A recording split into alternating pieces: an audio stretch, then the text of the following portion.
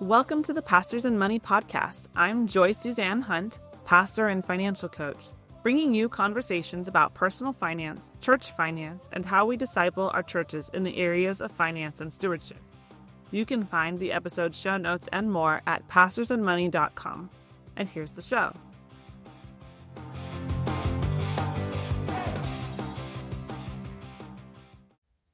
Our guest today is Ralph V. Estep Jr., a licensed public accountant, author, and host of the Ask Ralph podcast. With over 2 decades of experience in finance and accounting, Ralph has served as CFO for a large church and held executive positions in credit unions and law firms. He now runs Saggio Management Group, offering expert financial guidance to businesses, churches, and individuals, with a particular focus on leveraging technology for improved financial management. Well, Ralph, welcome to the podcast. I appreciate you having me. So before we really get into things, can you tell us just a little bit about your work and especially your experience with pastors and churches? Absolutely. And I do host this daily podcast show. And the whole focus of my podcast show is helping Christians improve their finances. If you're a pastor, you're going to fall into that bucket. So I've been working with churches, doing their books for, you said 2 decades. I'm coming up on 30 years now. Wow. So been doing this for a long time, and I have a lot of clients who are pastors. I help them with tax issues. I help them with financial planning issues, that sort of thing. And the truth is, many people struggle with this, especially pastors. So I help them develop strategies that align the financial decisions with their faith. And that's the whole thing that I bring to the table, because I think it's impossible to do those two things separate. So I feel like there's a merge that happens there. And my overall goal with them is to ensure that they can serve and prepare them for the future. Because if they've got this heavy weight of financial anxiety on them, I don't think they're serving effectively when that happens. Right. There's that verse about where your treasure is, there your heart will be also. And if your treasure's a mess, or if your treasure's a place that's full of stress, then that's going to impact your home life. It's going to impact your ministry, and it's really going to be a distraction. It goes to that hierarchy needs. If you study the hierarchy needs, at the bottom of the hierarchy needs, there's food, clothing, and shelter. Right. And if you can't get past that because you're living in poverty or you're dealing with financial stress, you're never going to be able to get past that to where you're actually getting, I'm going to dare say something kind of controversial, where you're getting to fulfilling God's purpose for your life. Right. If you're not meeting those basic rudimentary needs. Mm-hmm. Yeah. I know for me personally, getting out of debt was something that God called me to do so that I could go do what he called me to do. It's impossible to bless someone else until you've got your own financial affairs in order. You just can't do it. So I concur with you 100% on that. Absolutely. Yeah. So what are some common mistakes then that you see pastors making when it comes specifically to retirement planning?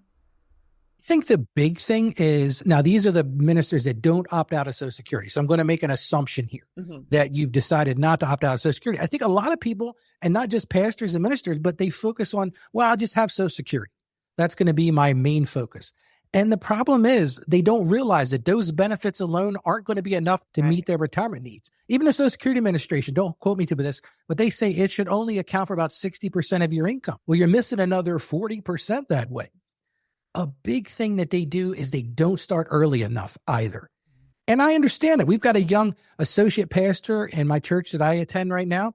And one of the things I've said to him is, Pastor, make sure you're putting away for retirement now, because it's so simple. You're 20, 22, 24.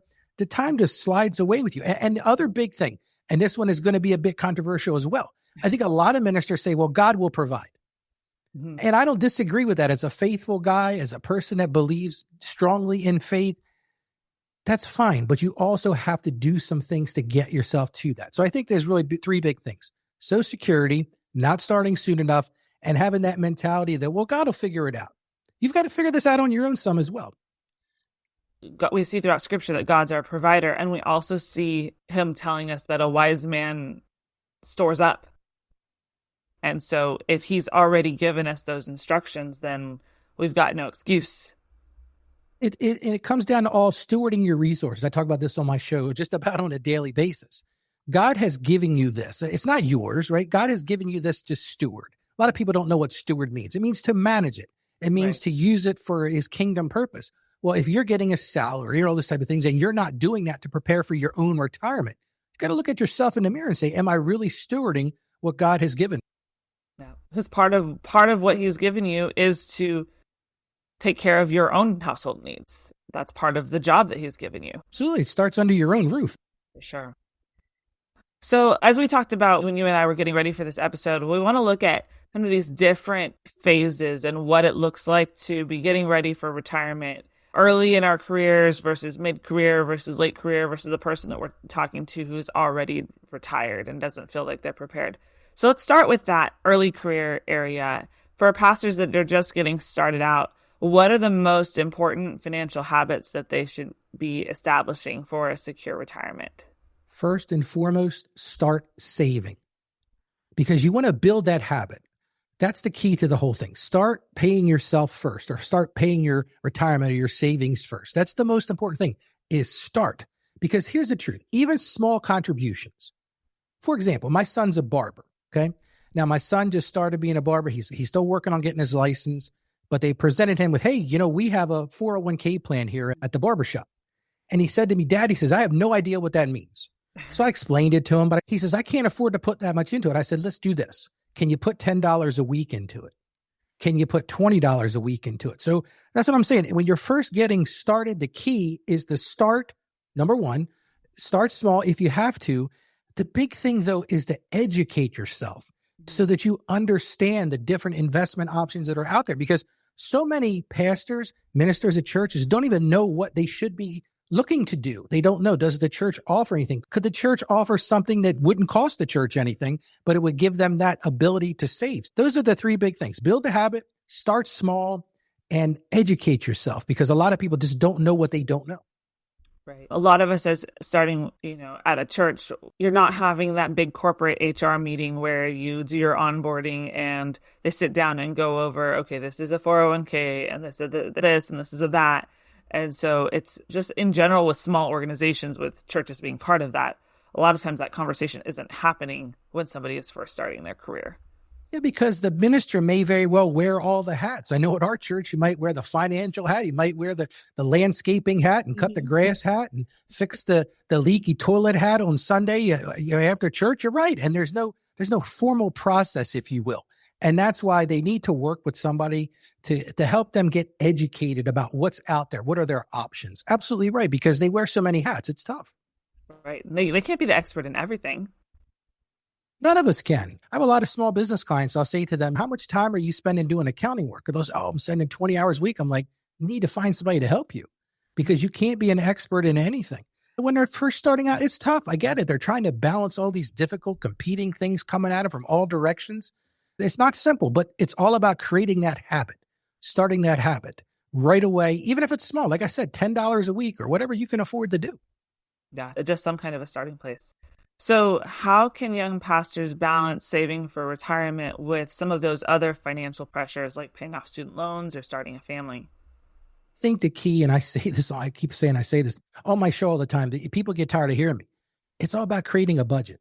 It really is. It's really that simple. You've got to create a comprehensive budget. I interviewed a lady not too long ago, and she used the word intentional spending plan. I like that too, because it doesn't sound so restrictive, but it really comes down to that. What is your budget? Because the truth is, what gets measured gets done.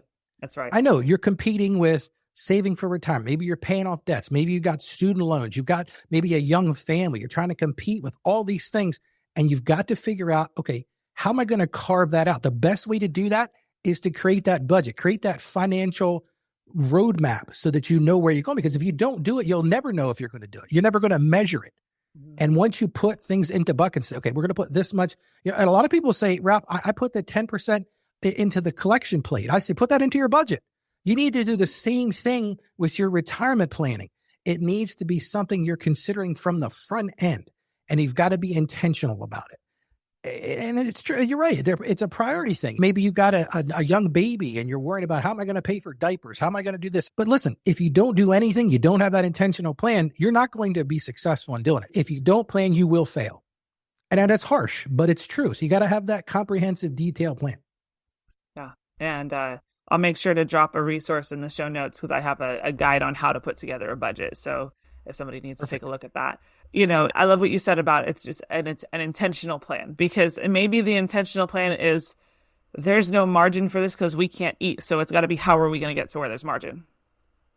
And that might mean a hard discussion about, does a spouse get a job? Do you get a second job? Do you work a part-time job?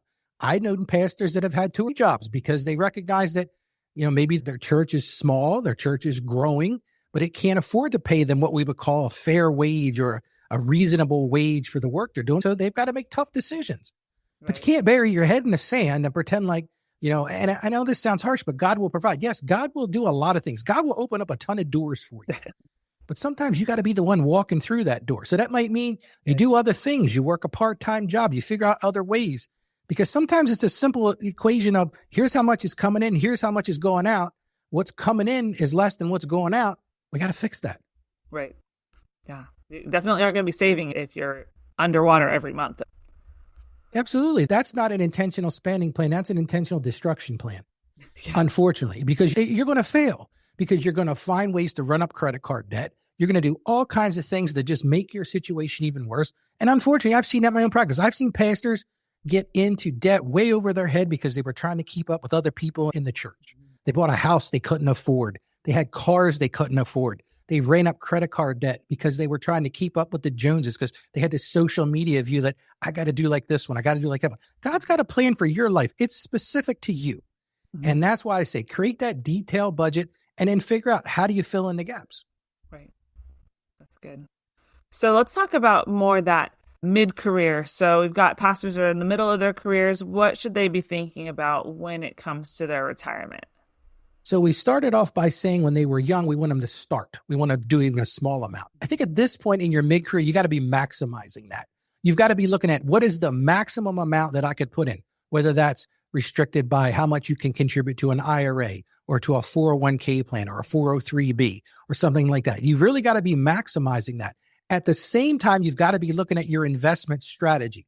What are you investing in? What is the time frame on those investments? You don't want to be caught with a downturn in the economy and all of a sudden you lose so much of your principal or something like that. That's another time to start talking to your church. Could the church offer a plan? Does the church already offer a plan? Do they do any kind of matching? Do they have any kind of education? Do they help you along with that financial education? I think it's one of the things that church, and we'll talk about this later, but one of the things that churches make a mistake on is I don't think they do a good job of educating their folks on how to be successful financially. And the big thing, like I said, is diversifying the investments. Make sure you don't have all your eggs in one basket. I've met so many pastors that had just said, one of the people in the congregation told me, Ralph, I should invest in gold, or I should invest in silver. I should invest in this. And I was like, okay, that sounds good. And it's good that you're putting money away. That's fantastic. But think about the diversification, because you're not 25 now. Maybe in this stage, you're 55. I heard a scary statistics the other day, and it said that of the ages 55 to 65, 49% of the population have zero saves for retirement. Wow. Zero. I guarantee if we ran those numbers with pastors, the number would be worse. And I hate to say that. I don't mean to be a negative guy, but it's been my experience that they just don't save. And that's because they and a lot of them are living below the poverty level. Let's just be honest. That is a very common situation, because they don't want to say to the congregation, look, I need to have a fair wage. I need to be able to do the things that I would do if I was CEO of a company.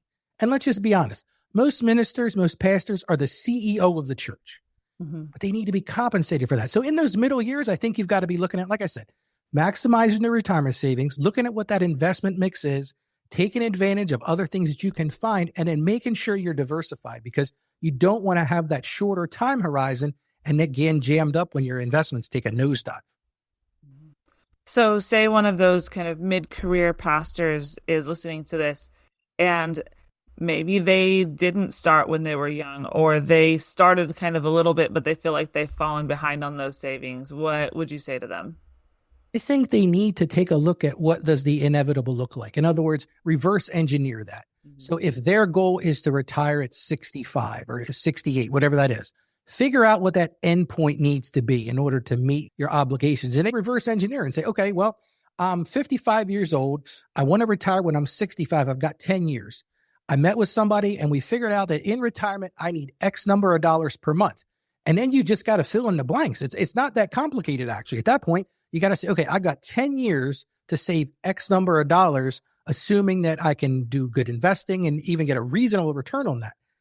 Another thing they can look at, like I talked about a few minutes ago, maybe they've got to add a second job, look for additional income streams. Maybe they do weddings and funerals on the side where they're getting paid separately for that, or they do something like that. Or it might be simple, go get another job, which could lead to another issue that we really haven't talked about, and that's that whole Social Security. So maybe you're a mid-age pastor and you opted out of Social Security. And now you're thinking about, maybe I shouldn't have done that.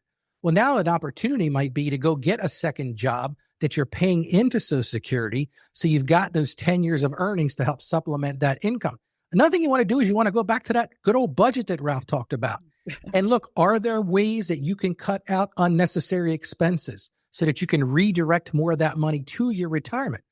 This is the time when you've got to take a hard look and say, because it's never too late to start, right? Even if you're that pastor who didn't start when they were young, let's say you started. Look, I'm going to tell you my own story. I just turned 52. And to be honest with you, I didn't really start planning for retirement until about 5 years ago. Because my wife was saying, Ralph, when are we going to start planning for retirement? Yeah, I'll get to it. I'm a young guy. So I've got to look at it like, how long am I going to work? Like we talked about that reverse engineering plan and figure out how much I need. You may have to cut some expenses. It might be, look, we're not going to take the vacations we used to take. Maybe we're not going to have the same lifestyle that we used to have because I've got to put X number of dollars. So the key to this whole time is even small increases are going to help you get closer to that goal. And that's what we're trying to do at this point. Mid-career, we're looking at how do I get to that goal? When we first started out, it was building a habit. We were talking about how do we get to that goal? I think you mentioned something important in there too, and that's be working with an investment advisor. None of us are, most pastors are not investment advisors and they're not experts on this stuff. Like I don't live and breathe different funds all day. There are people that is literally what they do. And it can take a lot of the fear and a lot of the uncertainty out of that process just to be able to walk with somebody that has the heart of a teacher and that can help you to navigate what those decisions look like and understand what you're looking at when you actually look at a fund. And I think you nailed it because there's so many people that they don't think about investing in those people. I call it building your dream team around you. Yes, you may have to pay for some consultation work, but think about the benefit. Think of the peace of mind. Think about that security, that person that comes alongside. I'm a full-time accountant. That's what I do for a living. I come alongside people. I help them put their arm around them and say, hey, let's walk this together. Because you can't do it alone. That's the thing. God didn't intend for you to live on this planet alone. He intended to put people in your life that will help you. And you've got to just be willing to spend a couple dollars. Make it an investment. That's the key. It's not an expense. It's an investment. It's an investment in your future. And you have to do that. You got to be willing to spend some money and do that because you're right. A lot of people go through this. Well, I figured it out. I'm going to look at the Wall Street Journal. I'm going to get on YouTube. I'm going to get on TikTok. I'm going to watch all these videos about how to save for retirement. And it turns into a disaster because you don't have that education that you need to know what you don't know. And you get caught in all these trends and the hype and the fear of, oh, this is up or this is down and what's happening. Having a professional in your corner can really help you ride out the roller coaster and not get so much caught up in all the drama that's happening out there in the world too. And I think you also have to be careful of the wolf in sheep's clothing in the congregation too. Mm-hmm. There are a lot of, quote, financial experts that will approach people within the congregation. Oh, I've got this great idea. I'm working with such and such. I'm not saying they're all bad people. Don't misunderstand what I'm saying. But surround yourself with people with initials after their name or people that have a track record of this, because I have seen circumstances where a pastor bought into some investment strategy that somebody in the parish is supposed to, and they lost everything because they had this feel, I'm going to get rich quick overnight. That's the thing you got to think about. What we said is slow and steady growth over time. You didn't hear me say, oh, I'm going to make it happen in a week. I'm going to make it happen in we're talking about 30, 40 years of planning for retirement. And it's not going to happen overnight, but you got to find people to put in your life where you make an investment that they can help you get to that point of where you need to get to. That's right. So now let's look at our pastors that are nearing retirement age. What are some key considerations they should be thinking about as they're getting close to that age where they would like to be retiring?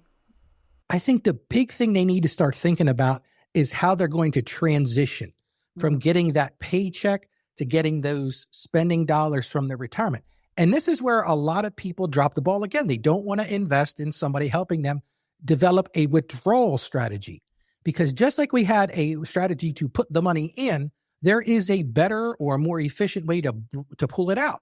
And that's where you've got to sit down with somebody and understand the impacts of these withdrawals. What is the tax consequence of that? How much are you taking out of the market that is not going to grow anymore? It's also a time to look at that budget again and say, okay, we're getting ready to go from making money at X dollars, maybe it's higher, and then you're going to go to Y dollars. You might have to cut that budget again. And again, maybe you're looking at a second job, looking at some part-time work. Maybe you've grown to the point where you do some consulting. Maybe you write some books. Maybe you get involved in some other things to use your wealth and knowledge, but you've got to go and visit that budget. I keep saying budget, but I'm saying you got to visit that again because that spending might look different. Maybe you've got grandkids and you want to be able to travel. You've worked your whole life and you want to go do these seminars or do these conferences. You got to build those all into the budget. Yeah. So then let's think about the pastors who are already retired, but they're feeling financially unprepared, or they're feeling like wishing they had learned this, 40, 50 years ago, right? What advice would you be able to give them? First thing they need to do, they need to go find somebody to help them. They need to find a professional that they can sit down with and do an honest assessment of where they are. Because if you don't know where you are, there's no way to get to where you want to be. That's the first thing. They got to do an assessment. We need to look at how do we manage those retirement withdrawals. And we may have to have some tough discussions. We might need to talk about downsizing. Might need to go from that 4-bedroom house to that 2-bedroom house. There's a lot of things you might have to do. You might have to reduce expenses. And it's going to sound funny, but maybe you're looking for more senior discounts. Maybe you're looking for some benefits for seniors. There's travel groups and all this. It all comes down to lifestyle decisions, but you've got to make an accurate assessment of where you are. And if you don't know where you are, and maybe it's scary, I get it. It's fearful, right? You're at the point where you're not working as much. Maybe you can't work as much. You've got some health issues or something like that. I did a show the other day about how much the average person is expected to spend in retirement for medical. Guess what that number was over a lifetime once they retire? $315,000 just for medical costs in retirement. Wow. How many people have planned for that? And that's the thing I see a lot of pastors with too. Maybe they've got just that Medicare, but they haven't thought about supplemental insurance. And that's where you want to find an expert, accountant, or a financial planner, somebody that you trust that can sit down with you and say, okay, Pastor Joe, and you lay it all out on the table. It's a point of trust and vulnerability. But If you don't do that, you're not going to know. Maybe you've done a great job and the person says to you, Pastor Joe, that is fantastic. You are in really good shape. If you've done your due diligence from when you were young and you did all the right things, and but you have to assess where you are and then build that post-retirement budget to know where your money can go. Because if you're not measuring, again, I'm going to go back to what I said. What gets measured gets done. If you're not measuring where those dollars are going, it's real easy for you to be short at the end of the month. Right. I've had some clients who are, maybe getting to where one spouse is retired now and they're realizing they had some holes in their financial life, but because they were making enough money, it masked the problems and they didn't start to see it until, one of those incomes dropped down and they're starting to see. So as much as you can be looking back to that budget again and looking at the plan earlier in the process, it can help you to find those things and plug those up so that, I've got some people that are learning to live within their means for the first time in their 70s. And it's called stress testing your budget is what you're really talking about. What if your spouse can't work? What if your spouse has to have medical coverage or medical expenses that aren't covered by insurance? That's what we call stress testing that budget. And I would agree, you need to do that sooner than later. Mm-hmm. But if you're 70, you need to really be keyed in on, I don't want to honestly say, because I think you're right. It's easy to cover up those things when you've got additional income coming in. It's easy. We're going to do another eating out this week. We're going to do another trip or something like that. But then all of a sudden, when the funnel at the top has been shrunk so much because there's only so much coming in, that's when you've got tough decisions to make. And that's when I'm going to say rely on your faith more, because let's not lose sight of that. I talk about this on my show all the time. Have faith because, it talks about in the Bible that, God will provide. And if you've done the right things, if you've made the right decisions, if you're living frugally, if you're living by a budget, I'm not telling you can't do anything and not enjoy your life. I don't think that's what God intends. But if you're doing the right things, then you have to take a step back and say, you know what? God's going to provide for me. Mm-hmm. And like I said, I'm not using that as the escape from not doing anything, but at the point where you've done all the things you can do, Mm-hmm. you've done that, you've made wise decisions to the best of your ability, you've given yourself, you put good people around you, all those type of things, then you have to rely on your faith at some point and say, you know what, listen, I do this at 52. I say to myself, I'm going to do the best I can, but God, you got this because you promised this to me. But then you have to be honest with yourself and say what God is going to give you might not be what's in your mind that you're going to get. You know, he might be putting you in a 2-story, in a 2-bedroom house instead of a 4. He might have you going down to 1 car instead of 2. He might have you taking budget vacations where you go stay with family members rather than the Ritz-Carlton. Be prepared for that, except that God's got this figure. He's not going to let you starve. He's not going to let you go with no place to live. That's where my faith comes in at that point. Yeah. Well, and I think there's faith too is even in trusting that the financial principles in Scripture work. So I'm going to follow those and not what the world says about money. You know, I'm not going to get caught up in this. I want what I want when I want it, because that's not how Scripture tells us to do things, right? We have to hold these things in 2 hands, right? I'm going to be obedient and walk this out, and also know that God's got me. But that does not relinquish me from the responsibility of walking this out in obedience on the management side. And that's why I think I use the word intentional. Because if you're doing things intentionally, you're looking at Scripture and saying, okay, God, what have you given me here intentional? What are my intentions supposed to be? If you're living those things intentional, that's when I think you're right. You're balancing this, what am I supposed to do versus what God's going to provide? I think if you're being intentional about it, you're being prayerful about it. One of the things I tell people all the time, the first place, if you want to reduce debt, go pray about it. Mm-hmm. If you want to figure out how to do retirement, go pray about it. Because guess what happens? When you pray, you're connecting with God directly. God's going to put people in front of you. He's going to put opportunities in front of you. And if you're prepared, if you've got that intentional mindset, is I'm going to live by what Scripture says about stewarding my resources. I'm not going to try to keep up with the Joneses. I'm not going to look on social media what this one has, what this one has. I'm really going to focus on my needs versus my wants. That's that intentional living. I think as you get older, you have to be more intentional. I think so. And I think, so for the person who is listening and maybe they are a little bit older and they're having some fear around, I wasn't intentional, or I did the best with the knowledge that I had, but I just didn't have some of this knowledge growing up. I hear about that all the time. Don't stick your head in the sand and think that it's going to get better. The day that you realize you've got a problem, guess what? It's your responsibility to start taking some kind of action. Yeah, absolutely. And I heard the other day, yards are hard, but inches are a cinch. And if you think about that, I'll give you a personal example. So about 10 years ago, I was over 400 pounds. And a doctor looked at me and he said, Ralph, he says, you need to lose weight or you're going to explode. I mean, it was that blunt. Mm-hmm. And I said, well, what am I going to do? I got 2 young kids at the time. And I said, I'm going to start walking. Well, the first day I walked to the end of the driveway, and that wore me out. Like, I was beat. Mm-hmm. I did that for a week or 2. Then I started to go a little bit further. And the same thing holds with this.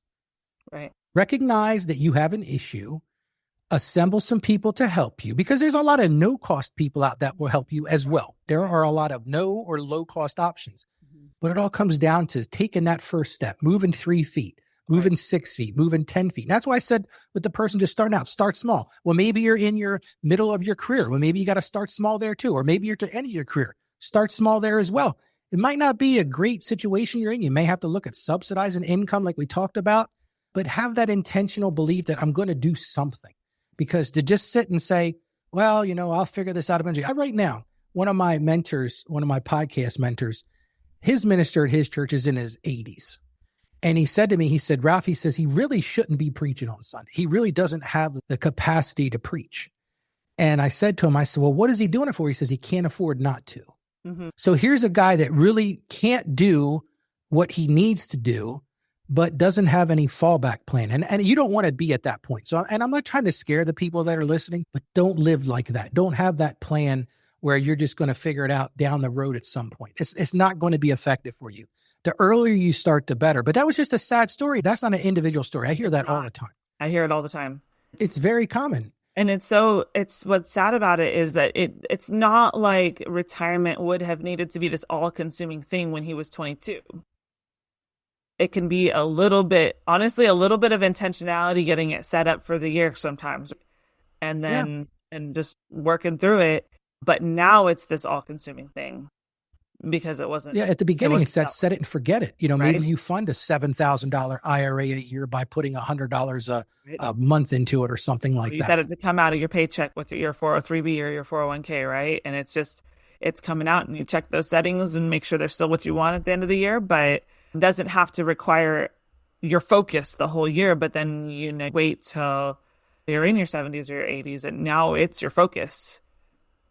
And I think the bigger issue, though, too, is churches do a very poor job of setting their people up for success. One of the things that I do when I onboard a new church client where I'm doing accounting work for them, I'll ask the question, what do you do for your ministers? What are you doing for the people that work at the church? Mm-hmm. And they look at me like, what are you talking about? I said, do you have a retirement plan? Do you have a financial education program? Right. Do you have offer financial planning services? Because what they don't understand is they're setting their folks up for failure. Mm-hmm. And think about it. I'm the minister of the church. If I don't have my affairs in order and somebody in the church is hurting, how in the world do I say to them, oh, let me come alongside you and help you? How do you say to that person that's hitting a benevolence fund every month because they can't make their bills and you're not making your own bills as the minister? How can you lead if you're not? And I'm not picking on anybody, but I think churches need to do a better job like traditional businesses do. They want to retain good people. They have to have a program in place. They got to have vacation. They got to have sick and welfare time. They've got to have that retirement plan. And I think churches need to start thinking along those same lines. And listen, this goes alongside to the congregation member too. And when that budget is proposed and you see that line item that says, pastor's retirement fund, you go, wow, do we really need to spend this? Well, look in the mirror, because where you work as the congregation member, does your employer have an employee a retirement plan? But yet you're not going to spend the money for your pastor to have that? Think about that, because, that's the funny thing. I deal with that with churches all the time. We put together a budget. We have the budget meeting with the congregation. They all raise their hands. Why are we spending this much on this? And what are we saying? I'm like, wait a second. This person is the CEO of your congregation. You're not going to treat them with the same level of respect that you'd want to be treated? Because the truth is, like we talked about at the beginning, if they're struggling to pay their bills, do you really think they're going to be as effective in the pulpit on Sunday morning? Do you really think they're going to be as effective in couples counseling for people who are getting married or those people who are struggling? That's the biggest problem, is like, if you want to lead by example. Well, you lead by example if you have the skills and the tools and the knowledge to do what you need to do, then you can impart that on other people. But if you're struggling yourself, and like I said, I don't want to blame the church altogether. I think there's a lot of blame that can go around. But I think churches live in this impression like, oh, we just make enough to make ends meet. How do we make it? Then you pray about it. Pray about how, as a congregation, can we take it to the next level? How can we retain our people and treat them with a way for them to grow? They're the shepherd, right? If you don't feed the shepherd, guess what's going to happen? The flock's going to die. You got to feed the shepherd. I know I went on a tangent there, but it's important to me because I see the impact of it. And I see these ministers who are trying to do the right thing, but they're living on rice and beans. They don't have effective compensation. And that's the thing I'm going to say is you need to make sure as a congregation, as a church body, that you're paying your people fairly. Look at what other congregations are paying. Don't live in this thing like, well, he just got a 2% increase. I only got a 3% increase. Why should he get more than me? Well, maybe he's not making anything to begin with, or she's not making anything to begin with. You got to look around and say, what is fair compensation for this job? Because we said it earlier. This person might wear the hat of driving the bus to people on Sundays, might be fixing the roof. I mean, think about it. A lot of these small churches, even medium-sized churches. I don't know how many times I've been by a medium-sized church on a Saturday and I see the minister out cutting grass. Right. There's something that needs to be done about that. So it's not just the minister, it's the congregation, it's the church. I mean, all these parties together can make a difference and make an impact in this. And for the churches and church leaders listening, there's an episode that should be live by the time this one comes out. I think it'll be episode 15. That's actually about ways that you can support your staff financially without raising their salaries. So if you're in a place where, hey, we don't have room to raise the salary yet, but we want to be able to support our people, and it includes some of these things like setting up for retirement plan, or showing them what's already available through your organization, right? Or some other benefits that you might be able to give your staff that could ease that financial burden on them while you also get your church to a healthy place so that you can support your staff. Because at the end of the day, you know, as John Maxwell talks about the law of the lid, and as leaders, we're the lid on the organization. And sometimes that looks like our schedule is the lid on the organization. Sometimes it looks like our actual skill set and knowledge. And sometimes it's just all of the different pieces that we're having to carry. And so if we can be able to help our pastors be able to carry that in a healthy way, it's going to help the church grow. Really, it's all about foundation, right? If you've got a strong foundation, like you talked about, the people that are the leaderships, if they're strong, if they're supported, if they've got their financial lives in order. I'm not saying you need to make them millionaires, but if you're giving them the tools to be successful, guess what's going to happen? That's going to translate to the church being more successful. And then the people of the congregation are going to be more successful. It's synergy that happens when that happens. I'm glad you've done an episode on that, because I think a lot of churches live in this silo of not thinking about that. And you've got to get past that. Or we think it's all or nothing, right? I can't pay them this, I can't do that. So, but they don't realize that there's baby steps that you can take towards that, right? So, Ralph, thank you so much for your insights today and bringing your experience to the table in this area. I hear about retirement so much, and I had a pastor who's in her 60s talk to me a few weeks back, and she told me, if there's one thing that you can tell pastors and churches to do, it's to teach them about retirement at a younger age, because now she's having to clean up the mess, right? And so this is such a valuable gift for our listeners. So how can our listeners connect with you and learn more about the work that you do? Excellent. So I put together a little document they can download, and I'm going to send you to askralphpodcast.com/pastor. And if you go there, you put in your email address, and I'll send you this document. It's all about shepherding your finances, shepherding your retirement planning. And once you join that, you'll get links to my website. I do a daily podcast. It's both an audio podcast. We release it on video, and we also release it in a daily blog. So once you do that, connect to me. I'll send you a document that will really help you put those things that we talked about in place, because it's all about action. You can have great intentions. You know what they say, the road to hell is paved with great intentions, right? Mm-hmm. But if you have those intentions, that's great, but they're useless unless you put them into action. Right. So this document will help you put those things into action, no matter where you find yourself, whether you're just starting out, or you're at the end of your career and figuring out how to make this work. So that's the best way to get in touch with me. Like I said, askralphpodcast.com/pastor. Put your email address and name in there, and I'll send you this document. Wonderful. And I'll make sure to include the link to that in the show notes as well. Excellent. I appreciate that. Well, thank you, Ralph, again for your time today. And I look forward to being able to talk to you again soon. Excellent. Yeah, it's been wonderful. And I just want to say this to the pastors out there. Pray about this. God will provide. Ask him for the wisdom to know what I need to ask. And then surround yourself with people that can help you, because it's not too late. I don't care where you are in this. It's never too late. Ask for God's guidance, and he will provide it for you. Amen. It's not too late. Thank you for listening to today's show. I'd love to know what you think about it. You can leave a comment on the show notes at pastorsandmoney.com/podcasts or email me at joy@pastorsandmoney.com. If you enjoyed the show, please subscribe, share, and leave a review. This helps us to get the word out and invite more people into these conversations.